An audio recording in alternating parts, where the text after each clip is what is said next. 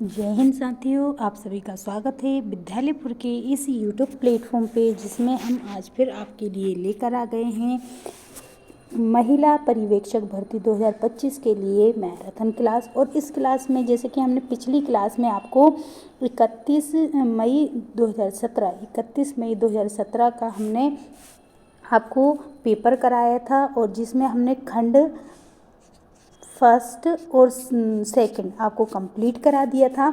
आज हम इसका सेकंड पार्ट लेकर आए हैं, इसका पार्ट सेकंड लेकर आए हैं, जिसमें हम आपको खंड 3 और 4 कंप्लीट कराएंगे।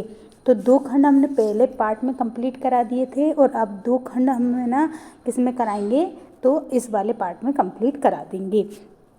इसके बाद फिर हमें ना 31 मई 2017 का जो पेपर है फर्स्ट शिफ्ट का, उसके ये क्वेश्चंस लग पाएंगे। तो आपका ये जो प्रीवियस ईयर में आए हुए क्वेश्चंस हैं वो आपके कंप्लीट हो जाएंगे। इसी तरीके से आपके जो प्रीवियस ईयर का जो पेपर है वो भी कंप्लीट हो जाएगा, और आप ज़्यादा से ज़्यादा क्वेश्चंस को, एक पूरा पेपर जिसमें हम मैथ वगैरह रीजनिंग सभी चीज़ कंप्लीट करा रहे हैं, पूरा पेपर का सॉल्यूशन करा रहे हैं।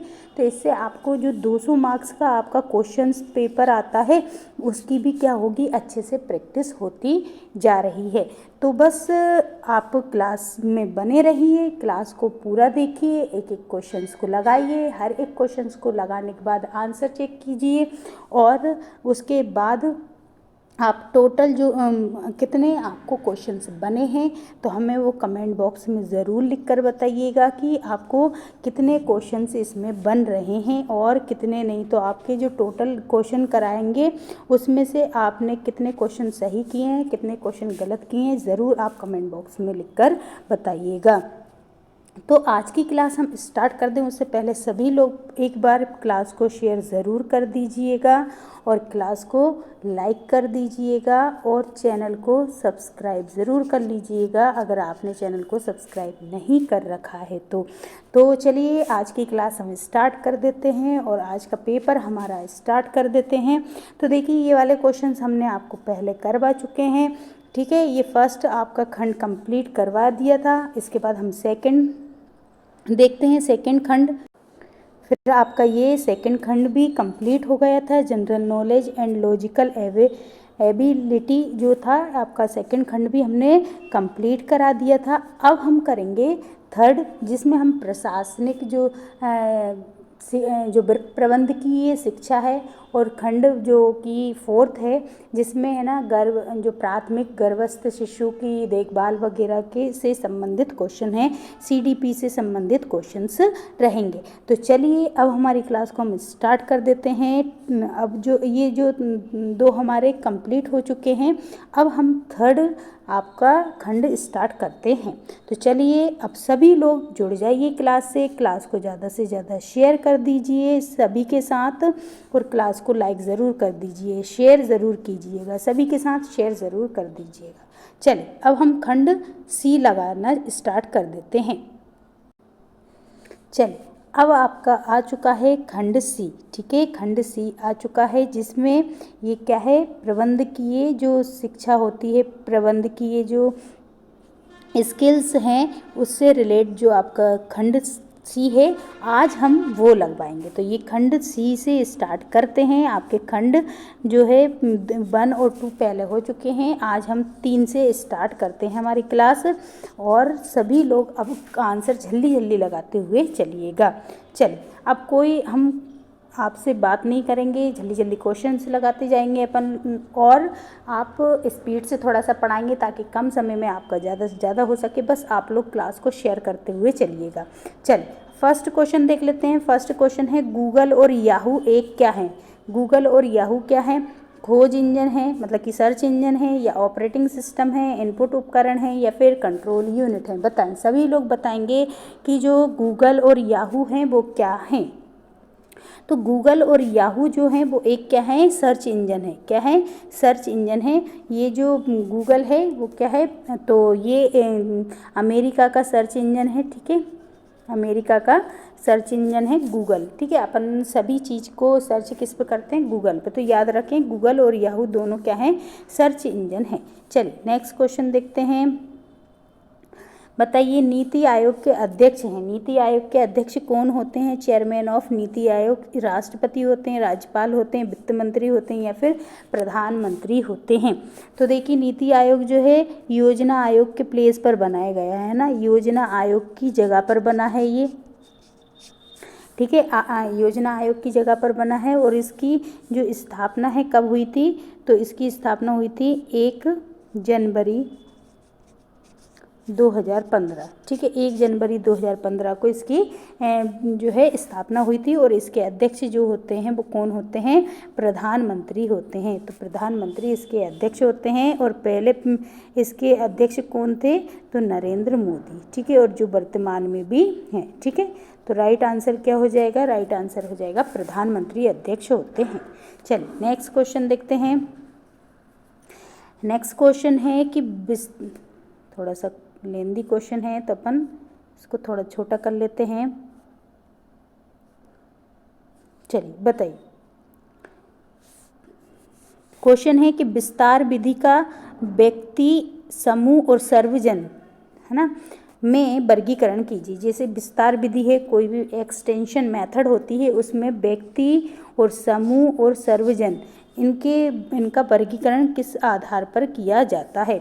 रूप के आधार पर, उपयोग के आधार पर, समर्पित व्यक्तियों की संख्या के आधार पर या फिर आवधिकता के आधार पर? बताइए किसके आधार पर? तो याद रखें विस्तार विधि में जो व्यक्ति, समूह और सर्वजन होते हैं उनका जो वर्गीकरण किया जाता है वो किसके आधार पर किया जाता है? उनकी उपयोगिता के आधार पर, ठीक है, किस हिसाब से वो किस चीज़ में उपयोग किए जा सकते हैं उनको उस हिसाब से क्या कर दिया जाता है? वर्गीकृत कर दिया जाता है। तो ये किस हिसाब से वर्गीकृत होते हैं? उपयोग के आधार पर। चलिए इसमें आपका पंचवर्षीय वगैरह सभी आपके सामने क्वेश्चन आएंगे, सबसे रिलेट आएंगे, है ना, आपके जो जो टॉपिक हैं, ठीक है। ये प्रीवियस ईयर के क्वेश्चन पेपर है जो कि हम आपको लगवा रहे हैं। तो आप पूरा प्रीवियस ईयर के जितने भी पेपर हुए थे सब लगा लेंगे आपके एग्ज़ाम तक। बस आप क्लास को शेयर करते चलिए और हम लोगों को सपोर्ट करते हुए चलिएगा। चलिए क्वेश्चन है कि पंचवर्षीय योजना एक है, क्या है? परिप्रेक्ष्य योजना है या फिर मध्यकालिक योजना है या तदर्थ योजना है या फिर आकस्मिक योजना है? जो पंचवर्षीय योजना लेकर आए थे, 5 ईयर प्लान लेकर आए थे, वो किस प्रकार का प्लान है? तो देखिए 5 ईयर प्लान जो है, फर्स्ट इसके योजना आयोग जो थी, योजना आयोग बनाती थी, ये कौन बनाता था? योजना आयोग लेकर आती थी 5 वर्षीय, है ना। और इसके पहले अध्यक्ष कौन बने थे? तो इसके भी पहले अध्यक्ष क्योंकि इसके अध्यक्ष भी वो ही रहते थे प्रधानमंत्री, तो जवाहरलाल नेहरू जो हैं ये इसके अध्यक्ष थे, ठीक है, आप ये भी याद रखिएगा। चलिए तो बताइए पंचवर्षीय योजना एक किस प्रकार की योजना है? तो याद रखें मध्यकालिक योजना है। कैसी है? मध्यम कालिक योजना है, मतलब कि इसको कितने 5 साल के लिए बनाया जाता था। कितने साल के लिए? 5 साल के लिए बनाई जाती थी, इसलिए इसे मध्यम कालिक योजना कहा गया है। तो राइट आंसर क्या हो जाएगा? मध्यम कालिक योजना थी। चलिए नेक्स्ट क्वेश्चन देखते हैं। नेक्स्ट क्वेश्चन है कि किसके अंत में निगरानी की जाती है? अंत में किसकी निगरानी, मतलब किसके कार्यक्रम के अंत में निगरानी की जाती है? परियोजना के अंत में, दोनों के, या फिर इनमें से कोई नहीं? बताइए। Monitoring is done at the end of a, monitoring कब की जाती है? कार्यक्रम के अंत में या परियोजना के अंत में, दोनों के में या दोनों के में नहीं? तो राइट आंसर क्या हो जाएगा? दोनों। चाहे कार्यक्रम हो या फिर कोई भी परियोजना है, उसके अंत में क्या की जाती है? उस परियोजना की मॉनिटरिंग की जाती है, निगरानी की जाती है कि किस तरीके से ये योजना चल रही है और कितना इसमें हमको सक्सेस मिला है, ठीक है। चल नेक्स्ट देखते हैं। नेक्स्ट क्वेश्चन है कि भारत, चलिए बताइए। क्वेश्चन है कि भारत के पहले कृषि विज्ञान केंद्र की स्थापना कहाँ हुई थी? जो कृषि विज्ञान केंद्र भारत में पहला कृषि विज्ञान केंद्र है, उसकी स्थापना कहाँ हुई थी? पौंडीचेरी में, लखनऊ में या पंतनगर में या फिर इलाहाबाद में? सभी लोग आंसर लगाते हुए चलेंगे। फर्स्ट के of India was established at, तो देखिए फर्स्ट जो कृषि विज्ञान केंद्र है उसकी स्थापना कहाँ हुई थी? तो पौंडीचेरी में हुई थी। कहाँ पर हुई थी? पौंडीचेरी में जो है पहले कृषि विज्ञान केंद्र की स्थापना की गई थी। कहाँ पर? पौंडीचेरी में। चलिए नेक्स्ट क्वेश्चन देखते हैं। नेक्स्ट क्वेश्चन क्या है? नेक्स्ट क्वेश्चन है कि किसी संगठन में संचार प्रवाह करता है। बताइए, किसी भी कोई भी संगठन है उसमें संचार किस ओर प्रभाव करता है? नीचे की ओर प्रभाव करता है, ऊपर की ओर जाता है, या क्षैतिज दिशा में, या फिर उपरोक्त सभी? बताइए। Communication is an organisation flow. किसी भी संगठन में संचार किस दिशा में प्रवाह करता है? तो देखिए, ये किस दिशा में करता है? बिल्कुल नीचे की ओर भी करता है, ऊपर की ओर भी करता है, और हॉरिजॉन्टल इस क्षैतिज दिशा में भी करता है। तो उपरोक्त सभी, हर दिशा में ये क्या करता है? संचार जो है प्रवाह होता है, चाहे वो नीचे की ओर हो, ऊपर की ओर हो, या फिर क्षैतिज दिशा। तो राइट आंसर क्या हो जाएगा? उपरोक्त सभी। चलिए नेक्स्ट क्वेश्चन देखते हैं।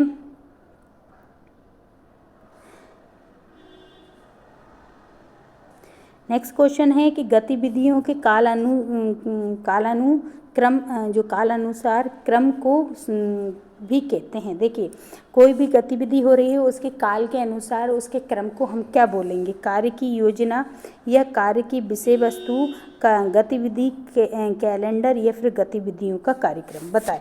कोई भी गतिविधि हो रही है और उसमें है ना, उसको क्या करते हैं? उसके काल अनुसार, मतलब किस समय हुआ था उस हिसाब से हम उसको क्रमबद्ध रखते हैं, तो उसको क्या कहा जाएगा? तो देखिए, इसका राइट आंसर क्या हो जाएगा? कार्य योजना कहा जाएगा। क्या कहा जाएगा? इसको कार्य योजना कहा जाएगा। तो राइट आंसर क्या हो जाएगा? कार्य योजना हो जाएगा। चलिए नेक्स्ट क्वेश्चन देखते हैं। नेक्स्ट क्वेश्चन क्या है? नेक्स्ट क्वेश्चन है कि वह व्यक्ति जो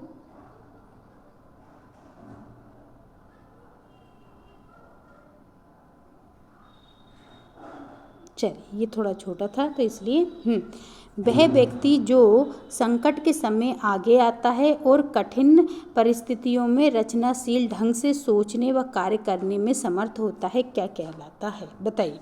जो मतलब कि कोई भी एक व्यक्ति है, अगर कोई उसका ग्रुप जो है वो, या फिर कोई भी संगठन है, अगर किसी संकट में आ रहा है, तो सबसे पहले ये जो व्यक्ति है सबसे आगे आएगा और कठिन परिस्थितियों में रचनाशील जो ढंग से सोचने कार्य करने में समर्थ रहेगा। तो ऐसे व्यक्ति को हम क्या बोलेंगे? मास्टर बोलेंगे, बॉस बोलेंगे, नेता बोलेंगे, या फिर उत्तराधिकारी। तो इधर आप देखेंगे तो इंग्लिश में दिया है लीडर, है ना। नेता मतलब कि लीडर, जो लीडर होता है वो क्या कैसा होता है? ऐसा व्यक्ति होता है जो संकट के समय सबसे आगे रहता है और कठिन परिस्थितियों में रचनाशील ढंग से सोचने कार्य करने में समर्थ होता है। तो इसको हम क्या कहते हैं? लीडर कहते हैं, या फिर नेता कहा जाता है। ठीक है, ऐसे व्यक्ति को। चलिए नेक्स्ट देखते हैं।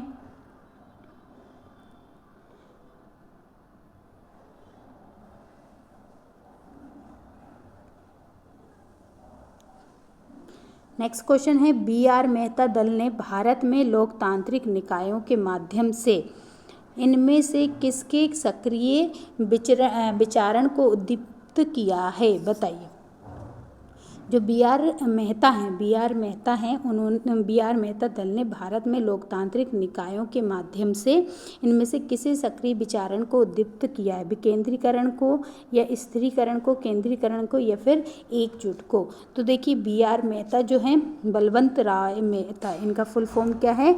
बलवंत राय मेहता। ठीक है, बलवंत राय मेहता हैं। और ये जो बलवंत राय मेहता हैं, इन्होंने ना जो पंचायतीकरण है उसका विकेंद्रीकरण करवाया है। क्या करवाया? इन्होंने विकेंद्रीकरण किया है। इनको इसलिए विकेंद्रीकरण का इनको जनक भी कहा जाता है ना।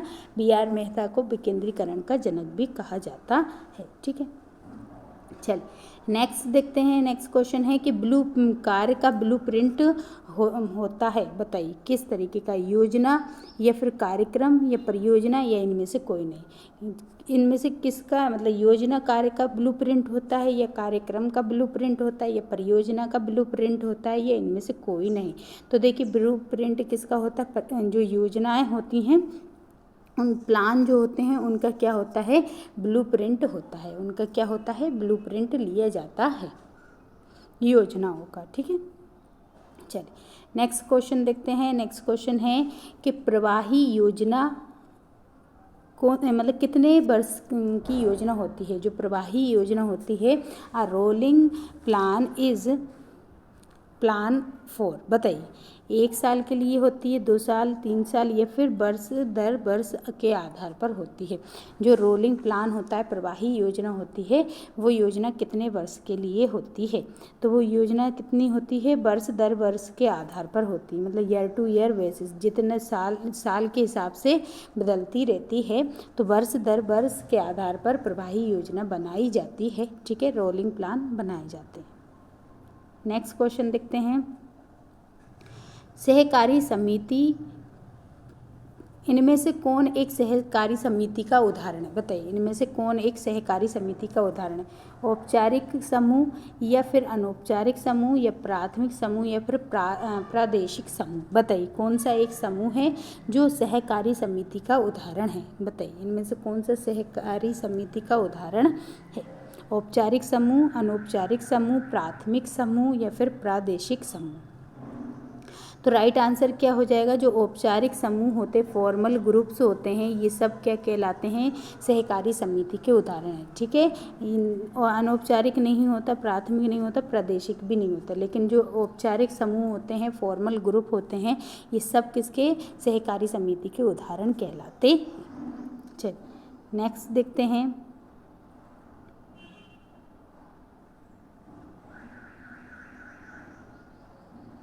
नेक्स्ट क्वेश्चन है कि जहाँ से हम हैं, जहाँ हम जाना चाहते हैं, उसके बीच का अंतर क्या कहलाता है? देखिए यहाँ से, जहाँ से हम हैं और यहाँ जाना चाहते हैं, अब इसके बीच का जो है, इसके बीच के अंतर को हम क्या बोलेंगे? योजना सेतु बोलेंगे या क्रियात्मक सेतु, रूपरेखा या फिर घूर्णन सेतु? बताइए, यहाँ पर हम हैं और यहाँ पर हमें जाना है, ठीक है, तो ये जो बीच का एरिया है इसको हम क्या बोलते हैं? बताएं। सभी लोग आंसर देते हुए चलेंगे, आंसर को कमेंट बॉक्स में लिखेंगे, और अगर पीडीएफ चाहिए तो पीडीएफ के लिए आप हमारे टेलीग्राम चैनल को ज्वाइन कर सकते हैं, वहाँ से इसकी पीडीएफ ले सकते हैं, ठीक है। चलिए तो देखिए इसको हम क्या बोलेंगे? तो इसको हम बोलेंगे योजना सेतु बोलते हैं। क्या बोला जाता है? योजना सेतु, प्लानिंग ब्रिज कहा जाता है, ठीक है, इसको क्या बोला जाता है? प्लानिंग ब्रिज कहा जाता है। चलिए नेक्स्ट देखते हैं।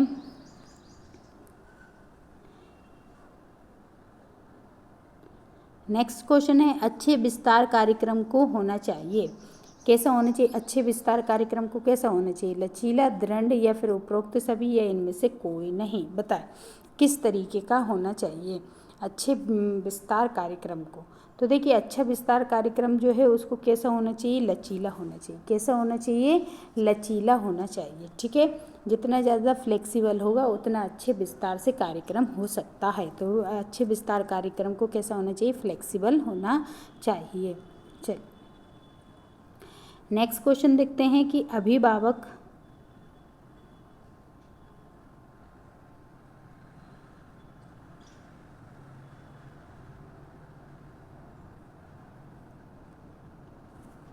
चलिए बताइए, अभिभावक शिक्षा कार्यक्रम में वीडियो फिल्मों का उपयोग के रूप में किया जाता है। देखिए अभिभावक शिक्षा कार्यक्रम जो होता है उसमें वीडियो फिल्मों का उपयोग किस रूप में किया जाएगा? समूह पद्धति रूप में, व्यक्तिगत पद्धति रूप में, सर्वजन या फिर उपरोक्त में से कोई नहीं?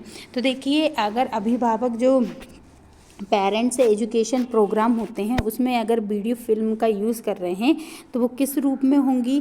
तो देखिए अगर वो कर रहे हैं तो व्यक्तिगत रूप में तो हो ही नहीं सकती, सर्वजन रूप में होंगी ही नहीं, है ना, उपरोक्त में से कोई नहीं, तो ये क्या हो जाएगा? सामूहिक पद्धति के रूप में होती है। किस पद्धति के रूप में होती हैं? सामूहिक पद्धति के रूप में इन वीडियो फिल्मों का उपयोग किया जाता है। राइट आंसर क्या हो जाएगा? सामूहिक पद्धति। चल नेक्स्ट क्वेश्चन है कि किसी व्यक्ति द्वारा नए के रूप में देखे गए किसी विचार, अभ्यास या वस्तु को क्या कहते हैं? देखो कोई भी व्यक्ति है ना, जैसे कि कोई भी व्यक्ति नए रूप से देख रहा है किसी चीज़ को, मतलब उस पर विचार कर रहा है, अभ्यास कर रहा है या वस्तु को, तो हम उसको क्या बोलेंगे? आविष्कार बोलेंगे, नवाचार बोलेंगे, हस्तक्षेप बोलेंगे या फिर महान विचार बोलेंगे? बताइए किसी व्यक्ति द्वारा नए के रूप में देखे गए किसी विचार, अभ्यास और वस्तु को हम क्या कहते हैं? तो उसको हम क्या कहेंगे? नवाचार बोलेंगे, क्योंकि नए नए तरीके से उसको देख रहा है, नए विचारों के साथ देख रहा है, इसलिए उसको हम क्या बोलेंगे? नवाचार कहेंगे, इनोवेशन कहेंगे, ठीक है। नेक्स्ट क्वेश्चन है कि समुदाय विकास कार्यक्रम के आधारभूत उद्देश्य हैं। जो समुदाय विकास कार्यक्रम चलाए जाते हैं उसके क्या आधारभूत उद्देश्य होंगे? कि लोगों के लिए भोजन देना, या फिर लोगों का विकास करना, लोगों में वृद्धि करना, या बच्चों को शिक्षा देना। बताइए, समुदाय विकास योजना कार्यक्रम जो होता है उसका आधारभूत उद्देश्य क्या है, मतलब मेन उद्देश्य उसका क्या है, क्यों चलाया गया ये कार्यक्रम? तो देखिए इसका जो राइट आंसर है, इसका राइट आंसर क्या है कि लोगों का विकास करना। क्या करना? लोगों का विकास करने के लिए समुदाय विकास कार्यक्रम चलाया गया था। डेवलपमेंट ऑफ पीपल, ये इसका क्या है? आधारभूत उद्देश्य है। ठीक है, चल नेक्स्ट क्वेश्चन देखते हैं। नेक्स्ट क्वेश्चन है कि कार्यक्रम एक नियोजन है। बताइए किस प्रकार का नियोजन है? निर्णय लेने की प्रक्रिया का नियोजन है, या फिर रचना प्रक्रिया का, या मूल्यांकन का, या फिर निगरानी प्रक्रिया का? बताएं किसका नियोजन है? जो कार्यक्रम है वो कार्यक्रम नियोजन एक है। तो याद रखें कार्यक्रम नियोजन एक क्या है? तो ये एक प्रोग्राम प्लानिंग इज क्या है? तो निर्णय लेने की प्रक्रिया है। ये क्या है? निर्णय लेने की प्रक्रिया को क्या कहा जाता है? कार्यक्रम नियोजन कहा जाता है। तो डिसीजन मेकिंग प्रोसेस को हम क्या कहते हैं? कार्यक्रम नियोजन कहते हैं। ठीक है, कार्यक्रम नियोजन एक क्या है? निर्णय लेने की प्रक्रिया है। राइट आंसर निर्णय लेने की प्रक्रिया। चलिए नेक्स्ट देखते हैं कि समाज की आधारभूत इकाई कौन सी है? समाज जो बनती है वो किससे बनती है? बेसिक यूनिट ऑफ सोसाइटी, आस पड़ोस मतलब नेबरहुड, या समूह परिवार, या फिर समुदाय? बताएं समाज जो है, समाज का सबसे छोटा अंग कौन सा है? आस पड़ोस है, समूह है, परिवार है, या फिर समुदाय है? तो समाज की आधारभूत जो इकाई है वो क्या है? परिवार। देखिए परिवार जो है, परिवार से फिर क्या बनते हैं? परिवार जो रहते हैं ये आस पड़ोस, फिर आस पड़ोस आ जाता है, आस पड़ोस से फिर क्या बनेगा? समूह बनेगा, समूह से फिर समुदाय बनेगा, समुदाय से फिर क्या बनेगी? समाज बनेगी। तो सबसे छोटी इकाई कौन आ जाएगा? तो सबसे छोटी समाज की सबसे मतलब आधारभूत इकाई क्या हो जाएगी? परिवार को कहते हैं। ठीक है, चल नेक्स्ट क्वेश्चन देखते हैं। IRDP के अंतर्गत विकास के मूल इकाई क्या है? बताइए जो IRDP है उसके अंतर्गत जो विकास की मूल इकाई किसको बोलेंगे? जिला को, गांव को, CD ब्लॉक को, या फिर परिवार को? बताएं। मूल इकाई पूछा है इन्होंने विकास की, सिंपल सा विकास की मूल इकाई किसको माना गया है? ठीक है, IRDP के अंतर्गत विकास की मूल इकाई किसको माना गया है? तो वो राइट आंसर क्या हो जाएगा? CD ब्लॉक को। किसको माना गया है? CD ब्लॉक जो होते हैं उनको मतलब IRDP ने उनको विकास की क्या माना है? विकास की मूल इकाई माना है। ठीक है, विकास की यूनिट माना है। ठीक है, चल नेक्स्ट देखते हैं। नेक्स्ट क्या है कि संकेतात्मक योजना की शुरुआत कब हुई थी? जो संकेतात्मक योजना की शुरुआत कब हुई थी? 8वीं पंचवर्षीय योजना में, 7वीं में, 6वीं में, या फिर 5वीं में? बताएं संकेतात्मक योजना की शुरुआत कब हुई थी? तो देखिए संकेतात्मक जो योजना है इसकी शुरुआत कब से की गई थी? तो 8वीं पंचवर्षीय योजना में। किसमें? 8वीं पंचवर्षीय योजना में की गई थी। ठीक है, और टोटल कितनी है? 12 पंचवर्षीय योजना ही आई थी। ठीक है, 12 पंचवर्षीय योजना ही आई थी। ठीक है, 12 पंचवर्षीय योजना ही आई थी। और है ना 8वीं में क्या हुआ था? संकेतात्मक योजनाओं की शुरुआत की गई थी। चल क्लास को अभी तक शेयर नहीं किया है तो सभी लोग क्लास को शेयर करते हुए चलेंगे, है ना? सभी लोग क्लास को शेयर करते हुए भी चलेंगे, क्लास को लाइक भी करेंगे और चैनल को सब्सक्राइब ज़रूर करेंगे। ठीक है, बताइए अनुभव शंकु का आविष्कार है निम्न में ने किया है, मतलब कि अनुभव जो शंकु होता है उसका आविष्कार किसने किया है? बताएं अनुभव शंकु का। रोजर्स ने, OP भटनागर ने, A रेड्डी ने, एजरडेल ने? बताएं अनुभव शंकु का।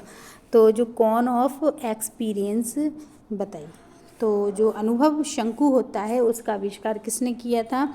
तो उसका आविष्कार एज़रडेल ने किया था। किसने किया था? एज़रडेल ने अनुभव शंकु का आविष्कार किया था। अनुभव शंकु का आविष्कार किसने किया? एज़रडेल ने किया है, एज़रडेल ने। चल नेक्स्ट क्वेश्चन देखते हैं कि छोटा समूह किससे मिलकर बना होता है? जो छोटा समूह होता है, स्मॉल ग्रुप जो कंप्राइज्ड ऑफ, बताइए। तो जो छोटा समूह होता है वो 15 से लेके 25 व्यक्तियों का होता है, ये 25 से 50 होता है, 50 70 70 से 100। बताएं कितने लोगों का मिलकर, मतलब एक छोटे ग्रुप में कितने लोग होते हैं, शामिल होते हैं, तब वो छोटा स्मॉल ग्रुप कहलाता है। तो राइट आंसर क्या हो जाएगा? जो 25 से लेके और 15 से लेके 25 व्यक्ति का समूह जो होता है, इसको ही क्या बोलते हैं? छोटा ग्रुप बोलते हैं। ठीक है, छोटा समूह कहा जाता है जो 15 से लेके 25 व्यक्तियों का समूह होता है। ठीक है, चलिए नेक्स्ट क्वेश्चन है कि योजना आयोग को नाम दिया गया है। हमने फर्स्ट क्वेश्चन में ही आपको इसका राइट आंसर बता दिया था।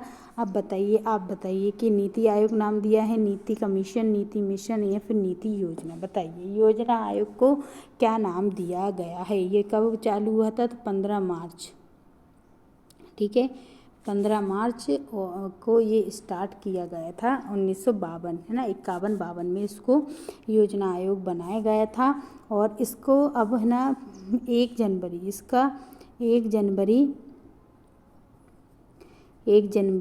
2015 को क्या नाम कर दिया गया?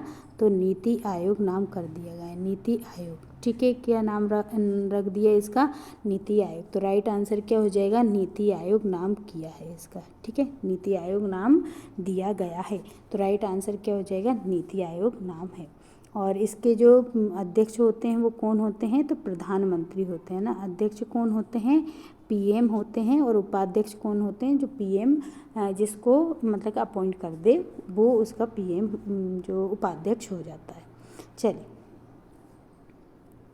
नेक्स्ट क्वेश्चन आता है कि कितने वर्ष की आयु से व्यक्ति को वयस्क कहा जाता है? बताइए। वयस्क जो है एडल्ट, कितनी आयु के व्यक्ति को हम एडल्ट कहने लगते हैं?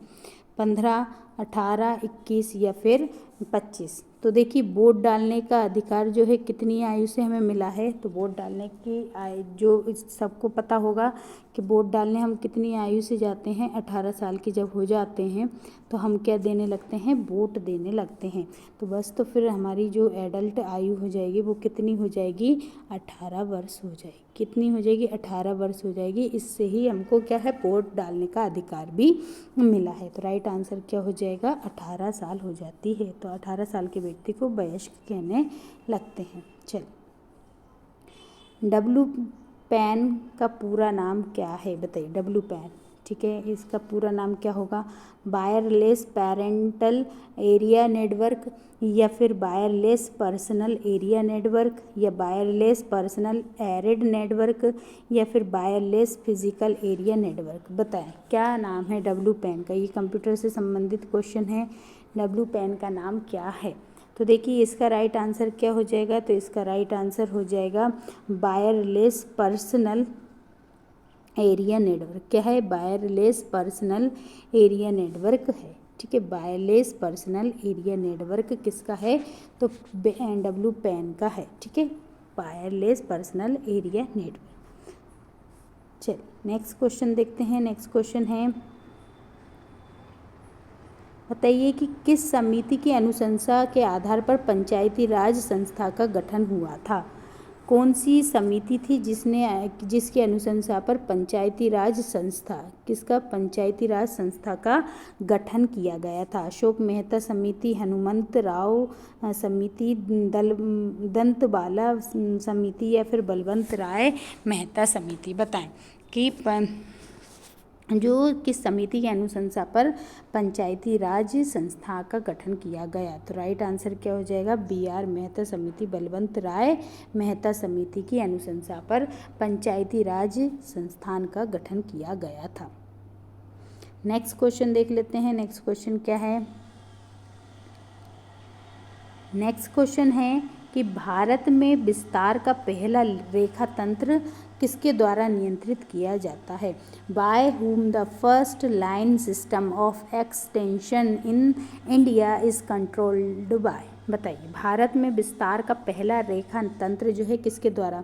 ICAR संस्था और SAU के द्वारा, या फिर कृषि मंत्रालय और भारत सरकार द्वारा, या फिर गैर सरकारी संगठनों द्वारा, या फिर निजी विस्तार एजेंसियों द्वारा?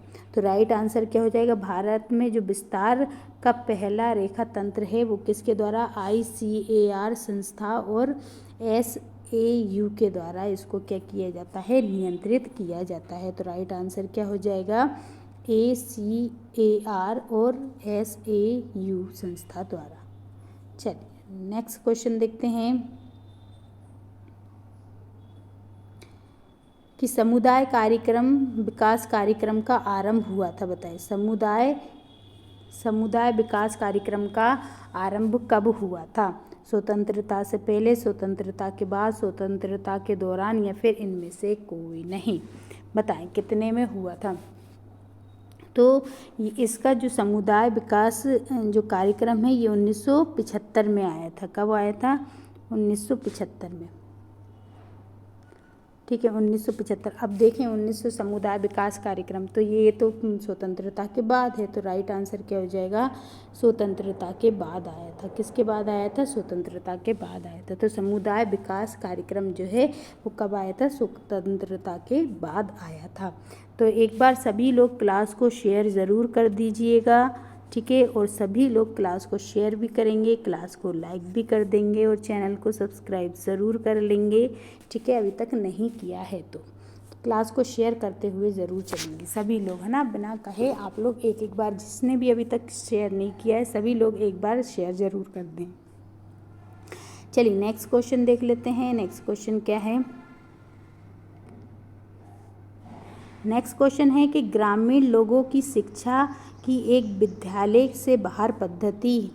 देखिए, ग्रामीण लोगों की जो शिक्षा की एक विद्यालय से बाहर की पद्धति होती है उसमें क्या करना चाहिए? विस्तार करना चाहिए, प्रबंधन करना चाहिए, सहभागिता करनी चाहिए, या फिर संचार करनी चाहिए? बताइए, ग्रामीण लोगों की शिक्षा जो कि एक विद्यालय से बाहर की पद्धति है उसका क्या करना चाहिए? विस्तार, प्रबंधन, सहभागिता, संचार। बताइए क्या करना चाहिए? सभी लोग आंसर लगाएंगे, क्लास को शेयर करते हुए भी चलेंगे, और क्लास को अभी तक लाइक नहीं किया है तो क्लास को प्लीज़ लाइक ज़रूर कर लेंगे, ठीक है। चलिए बहुत बढ़िया, आप सभी लोग बहुत अच्छे से आंसर लगाते हुए चल रहे हैं, और सभी लोग क्लास में जो आंसर लगा रहे हैं वो आप कमेंट बॉक्स में भी आंसर दे सकते हैं। तो बिल्कुल राइट आंसर इसका क्या हो जाएगा? तो ये कौन सी होती है? इसका हमें क्या करना चाहिए? विस्तार करना चाहिए, है ना। तो इसका क्या करना चाहिए? हमको विस्तार करना चाहिए। तो राइट आंसर क्या हो जाएगा? विस्तार हो जाएगा। चलिए बहुत बढ़िया। नेक्स्ट क्वेश्चन देख लेते हैं कि प्रिंटर एक है। बताइए प्रिंटर एक है, क्या है प्रिंटर? इनपुट डिवाइस है, आउटपुट डिवाइस है, खोज इंजन मतलब सर्च इंजन है, या ऑपरेटिंग सिस्टम है? तो देखिए प्रिंटर हुआ, ठीक है, और स्पीकर हुआ, मॉनिटर हुआ, ठीक है, ये सब क्या हैं? तो ये सब क्या हैं? आउटपुट डिवाइस हैं। क्या है? आउटपुट डिवाइस है, मतलब कि निर्गम यंत्र है ना। जबकि इनपुट में क्या जाएगा? तो माउस हो गया, कीबोर्ड हो गया, और स्कैनर हो गया, ये सब क्या है? आउटपुट इनपुट डिवाइस है। तो प्रिंटर, है ना, ये सब क्या है? तो ये प्रिंटर वगैरह जो होते हैं ये सब आउटपुट डिवाइस होते हैं। प्रिंटर, मॉनिटर, स्पीकर, ये। चल नेक्स्ट क्वेश्चन देखते हैं। नेक्स्ट क्वेश्चन है कि नाबार्ड के विकास का बैंक है। बताइए नाबार्ड जो है किसके विकास का बैंक है? आवास की, शिक्षा, कृषि, या फिर रचना? बताए ये नाबार्ड जो है, नाबार्ड किसके लिए बनाई गई, किसके विकास के लिए बनाई गई है नाबार्ड? आवास के लिए, शिक्षा के लिए, कृषि के लिए, या फिर रचना के लिए? बताएं किसके विकास के लिए? तो देखिए नाबार्ड जो है, नाबार्ड किसके लिए बनाई गई थी? तो नाबार्ड बनाई गई है कृषि के लिए। किसके लिए? कृषि के लिए बनाई गई थी, ठीक है, नाबार्ड। और नाबार्ड का गठन कब हुआ था? तो फरवरी 1982 में। कब हुआ था? फरवरी 1982 में नाबार्ड का गठन किया गया था। ठीक है, चलिए नेक्स्ट देखते हैं। सभी लोग बहुत अच्छे से आंसर लगा रहे हैं। देखिए आपका खंड जो थर्ड था, खंड सी जो था, जिसे थर्ड भी बोलते हैं, तो इसको हमने अब कंप्लीट कर लिया है। ठीक है, इसके बाद आता है जो मैनेजरियल स्किल्स आती हैं, तो इसमें तो आपको इस टाइप से देंगे और आपको आंसर इसमें से आपको फाइंड करने हैं। तो ये वाले तो बहुत लेंदी हो जाएंगे। अब आपका जो है ना खंड कौन से नंबर का खंड है? तो 4th नंबर का खंड है। अब आपको वो कंप्लीट कराते हैं। ठीक है, तो सभी लोग 4th नंबर का खंड स्टार्ट करेंगे। ठीक है, ये वाला जो खंड था वो थर्ड का ही था, लेकिन उसमें आपको है ना समरी दी जाएगी। देन जैसे अनसीन पैसेज में से हम आंसर देखते हैं, तो वो आप वो तो कर लेंगे वहाँ पर, है ना। तो ये जो खंड अब 4 है, अब ये स्टार्ट हो चुका है खंड 4, और इसमें आपको पूरे बाल विकास से संबंधित क्वेश्चंस देखने को मिलेंगे। किससे संबंधित? बाल विकास से संबंधित क्वेश्चंस देखने को मिलेंगे। तो सभी लोग तैयार हो जाइए, अब 4th नंबर का आपका खंड स्टार्ट होने वाला है, और इस तरीके से आपका एक शिफ्ट का पेपर कंप्लीट हो जाएगा, क्योंकि इससे पहले हमने इस शिफ्ट के 2 खंड कंप्लीट कर चुके हैं, और ये तीसरा खंड भी कंप्लीट हो गया और चौथा खंड अब स्टार्ट हो गया है। इस तरीके से आपका पूरा पेपर कंप्लीट हो जाएगा। इसके बाद हम जो 31 तारीख का फर्स्ट शिफ्ट का पेपर आपके लिए करवाएंगे। तो एक बार सभी लोग क्लास को शेयर ज़रूर कर देंगे। सभी लोग, आप जितने भी यहाँ पर क्लास देख रहे हैं, सभी लोग क्लास शेयर ज़रूर करेंगे। चलिए नेक्स्ट क्वेश्चन देख लेते हैं। अब हमारा 4th खंड का फर्स्ट क्वेश्चन देखते हैं कि किस प्रकार के शिक्षण में पुरस्कार और दंड के महत्व पर जोर दिया जाता है। बताइए किस प्रकार की जो शिक्षण है उसमें पुरस्कार और दंड पर जोर दिया जाएगा? क्रिया प्रसूत अनुकूलन पर, या फिर बोध्यात्मक शिक्षण पर, या परंपरागत अनुकूलन पर, या उपरोक्त में से कोई नहीं। बताइए किस शिक्षा में हम पुरस्कार और दंड के महत्व पर जोर देते हैं? तो वो किस पे देते हैं? तो वो क्रियात्मक प्रसूत अनुकूलन, है ना। जो क्रियात्मक प्रसूत अनुकूलन शिक्षा होती है, उसमें हम पुरस्कार और दंड पर ज़्यादा महत्व देते हैं। ऑपरेंट कंडीशनिंग, है ना। चलिए नेक्स्ट देखते हैं। नेक्स्ट क्वेश्चन क्या है? सब लोग क्लास को शेयर करते हुए ज़रूर चलेंगे। ठीक है, बताइए क्वेश्चन है, कोई बच्चा जिसके माता पिता की मृत्यु हो गई हो, उसे स्थायी रूप से त्याग दिया गया हो, वो क्या कहलाता है? या तो किसी बच्चे की माता पिता की मृत्यु हो गई हो, या फिर उसको स्थायी रूप से त्याग दिया गया हो, तो ऐसे बच्चे को क्या कहा जाएगा? अनाथ कहा जाएगा, निराश्रित कहा जाएगा, अक्षम कहा जाएगा, या फिर उपरोक्त में से कोई नहीं। तो देखिए जिसके माता पिता शांत हो गए हों, या फिर उसे स्थायी रूप से त्याग दिया हो, तो ऐसे बच्चे को अनाथ बोलते हैं। क्या बोलते हैं? अनाथ, मतलब ऑर्फन बोला जाता है इसको। क्या बोला जाता है? ऑर्फन बोला जाता है। ऑर्फन मीन्स होता है अनाथ। ठीक है, चलिए नेक्स्ट देखते हैं। नेक्स्ट क्वेश्चन है कि निम्न में से कौन अपवर्तन त्रुटि से संबंधित नहीं है? अपवर्तन त्रुटि से मतलब कि एरर ऑफ रिफ्रैक्शन, है ना। किससे? रिफ्रैक्शन से। तो निम्न में से कौन सा अपवर्तन त्रुटि से संबंधित नहीं है? निकट दृष्टिता, या फिर अति निकट दृष्टिता, या फिर अभिबिंदुकरता, या दृष्टि बेशमन्यता, या फिर मोतियाबिंद। बताइए कौन सा जो है मतलब कि एरर ऑफ रिफ्रैक्शन, इसमें है ना रिफ्रैक्शन की प्रोसेस नहीं हो पाती है, तो ऐसी जो त्रुटि होती है वो किससे संबंधित है? तो उसको हम मोतियाबिंद बोलेंगे। क्या बोलेंगे? मोतियाबिंद, क्योंकि मोतियाबिंद में रिफ्रैक्शन नहीं हो पाता है, जिसके कारण हमको साफ नहीं दिखाई देता और धुंधला धुंधला सा दिखाई देता है ना, और धीरे धीरे करके दिखाई देना बंद हो जाता है। तो उसको हम क्या कहते हैं? उसको हम कहते हैं मोतियाबिंद कहते हैं। तो ये अपवर्तन में त्रुटि के कारण होता है। चलिए नेक्स्ट क्वेश्चन देखते हैं। नेक्स्ट क्वेश्चन है कि जिस व्यक्ति के पास कोई धन ना हो, भोजन ना हो और रहने के लिए स्थान ना हो। बताइए ऐसा व्यक्ति क्या कहलाएगा? ऐसा व्यक्ति जिसके पास है ना तो कोई पैसा है, मतलब धन भी नहीं, मनी भी नहीं है, ना ही उसके पास खाने को कुछ है और ना ही रहने के लिए जगह है। अब ऐसे व्यक्ति को क्या बोलेंगे? अक्षम व्यक्ति बोलेंगे, निराश्रित व्यक्ति बोलेंगे, बाल अपराधी बोलेंगे या निःशक्त बोलेंगे? बताइए इस व्यक्ति को हम क्या कहेंगे? तो ऐसे व्यक्ति को हम निराश्रित बोला जाता है। क्या बोला जाता है? निराश्रित व्यक्ति कहा जाता है, मतलब डेस्टिट्यूट व्यक्ति कहा जाता है। क्या बोला जाता है? डेस्टिट्यूट मतलब निराश्रित, बिना आश्रय का, है ना। निराश्रित व्यक्ति कहा जाता है जिसके पास धन भी नहीं है, भोजन भी नहीं है और रहने के लिए कोई स्थान भी नहीं है। नेक्स्ट क्वेश्चन देखते हैं। नेक्स्ट क्वेश्चन है कि निम्न में से कौन संप्रेषण का वाक्य पूर्व स्वरूप है? देखिए संप्रेषण मतलब कम्युनिकेशन में जो प्री स्पीच है उस कौन सा रूप है? रोना या फिर किलकारियाँ या तुतलाना या फिर हाव भाव दर्शाना या फिर उपरोक्त सभी। तो देखिए संप्रेषण का वाक्य पूर्व स्वरूप, वाक्य पूर्व मतलब जब बोलना स्टार्ट करता है, बच्चा बोलने लगता है तो बोलने से पहले, है ना, बोलने से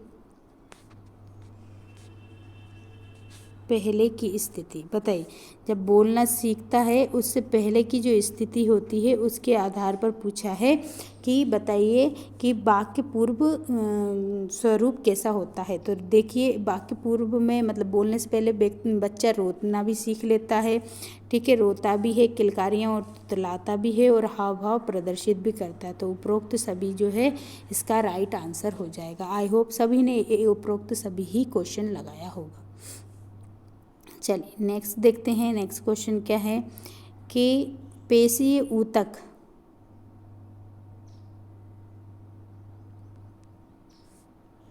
बताइए पेशीय ऊतकों में अधिक एपिडोज मतलब वसा ऊतकों वाला शरीर गठन क्या कहलाता है? जब पेशीय ऊतकों में अधिक एपिडोज हो जाए, वसा हो जाए, ठीक है, तो ऐसे वसा ऊतक हो जाए तो ऐसे वसा ऊतक वाले शरीर गठन को हम क्या बोलेंगे?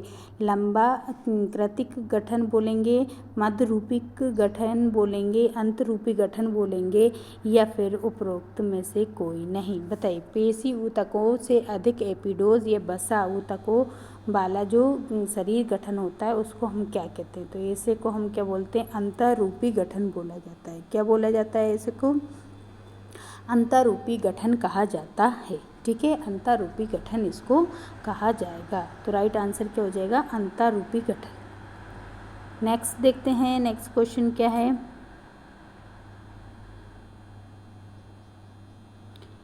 नेक्स्ट क्वेश्चन है कि निम्न में से कौन प्रक्रिया अभ्यास अनुभव के परिणाम स्वरूप व्यवहार में अपेक्षाकृत स्थायी बदलाव और संशोधन लाने वाली मानी जाती है? बताइए इनमें से कौन सी प्रक्रिया जो है वो क्या कहलाएगी? तो कौन सी प्रक्रिया है जो कि अभ्यास अनुभव और परिणाम स्वरूप व्यवहार में अपेक्षाकृत स्थायी बदलाव या फिर संशोधन लाने वाली मानी जाती है? तो अधिगम या मतलब सीखना या मनोरंजन या अभ्यास और व्यायाम या फिर है ना सौंदर्य बोध। बताइए तो देखिए जो सीखना होता है, अधिगम जो प्रक्रिया होती है वो क्या होती है? एक मतलब अभ्यास की प्रक्रिया होती है, उससे अनुभव मिलता है और इन दोनों के परिणाम स्वरूप जो हम अधिगम की क्रिया का मतलब उपयोग करते हैं तो उसके बाद फिर क्या होता है? हमारे अंदर स्थायी रूप से बदलाव होगा या फिर हमारे अंदर कुछ संशोधन जरूर होता है। तो ये प्रक्रिया क्या कहलाती? लर्निंग कहलाती, मतलब अधिगम की प्रक्रिया कहलाती है, ठीक है। चल नेक्स्ट क्वेश्चन देखते हैं। ICPS का अर्थ क्या है? बताइए ICPS का फुल फॉर्म क्या है? तो इसका तो होता है क्या? चाइल्ड प्रोटेक्शन स्कीम होता है। अब I4 क्या हो जाएगा? बताइए तो I4 हो जाएगा इंटीग्रेटेड। क्या हो जाएगा? इंटीग्रेटेड। तो ये क्या हो जाएगा? इंडियन चाइल्ड, तो ये तो हो ही नहीं सकता। Integrated child protection service, service नहीं है ये, ठीक है। फिर इंडियन चाइल्ड, ये इंडियन चाइल्ड भी नहीं हो सकता, तो राइट आंसर क्या हो जाएगा इसका? तो इसका राइट आंसर हो जाएगा इंटीग्रेटेड चाइल्ड प्रोटेक्शन स्कीम, मतलब एकीकृत बाल संरक्षण योजना। ICPS का फुल फॉर्म क्या होता है? एकीकृत बाल संरक्षण योजना, इंटीग्रेटेड चाइल्ड प्रोटेक्शन स्कीम इसका फुल फॉर्म होता है। चल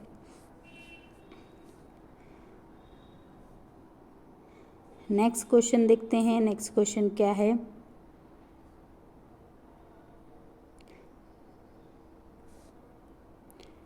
नेक्स्ट क्वेश्चन है कि निम्न में से कौन उल्लेखनीय रूप से औसत से निम्न सामान्य बौद्धिक क्रियाशीलता से संबंधित है? देखिए औसत से भी कम सामान्य बौद्धिक क्रियाशीलता से संबंधित है, जो अनुकूलात्मक व्यवहार में कमी के साथ सहवर्ती रूप से मौजूद होता है।